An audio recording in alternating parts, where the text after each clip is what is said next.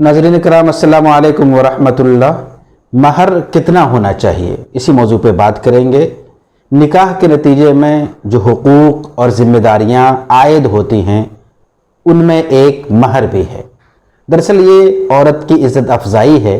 जब कोई लड़की शादी के मरहले से गुज़र के ससुराल पहुँचती है तो गोया उनका एक एज़ाज़ होना चाहिए, उनकी हौसला अफजाई होनी चाहिए। इसलिए शरीयत में महर रखा गया है और ये शौहर पर लाजिम है और खालिस औरत का हक़ है। अब इसकी मिक़दार क्या होनी चाहिए, महर की ज़्यादा से ज़्यादा मिक़दार क्या हो, शरीयत में ये मुतअय्यन नहीं है। कुरान करीम में क़िंतार का लफ्ज़ इस्तेमाल हुआ है जो माल के ढेर को कहते हैं।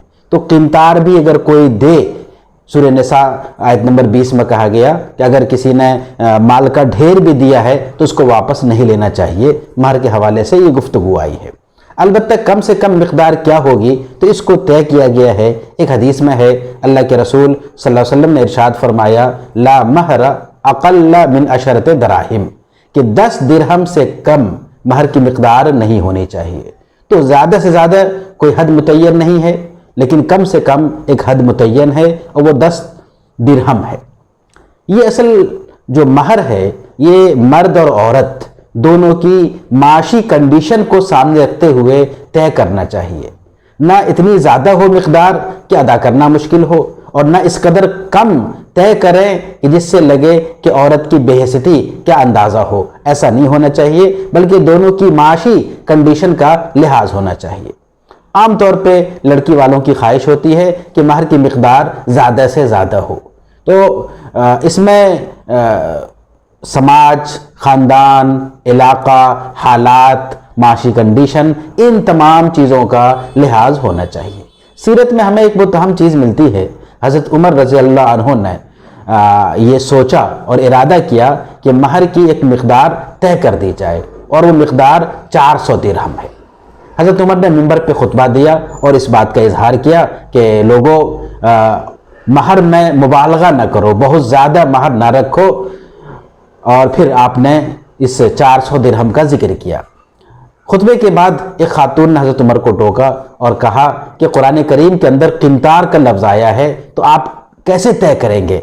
हज़रत उमर ने जो जवाब दिया वो जवाब बहुत ही निराला और बहुत ही अहम है। हज़रत उमर ने फरमाया कि इमरातुन असाबत व रजुलुन अख्ता,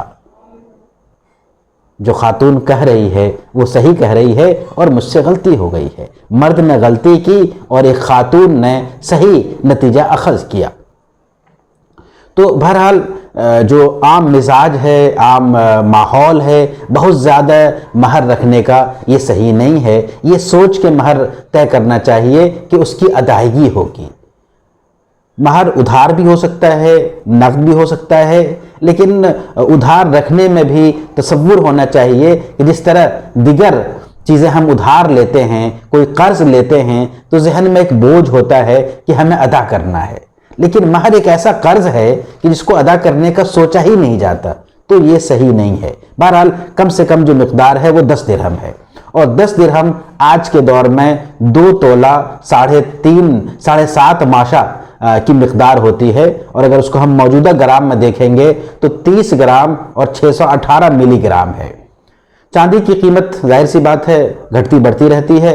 मौजूदा कीमत के लिहाज से 3000 कुछ रुपए होते हैं। तो बहरहाल ये कम से कम मिक़दार है, उससे ज़्यादा जो भी मुनासिब हो वो रखना चाहिए, लेकिन इसका ख्याल ज़रूर रखना चाहिए कि ना बहुत ज़्यादा रखें और ना बहुत कम करें, क्योंकि ये औरत का हक़ है। और तय करते वक्त भी और बाद में भी इस बात का एहसास रहना चाहिए कि जिस कदर जल्द मुमकिन हो इस महर को अदा कर दिया जाए। बाज़ ख़वातीन ये भी समझती हैं कि अगर महर अदा कर दिया गया तो गोया वो कभी भी तलाक दे सकता है।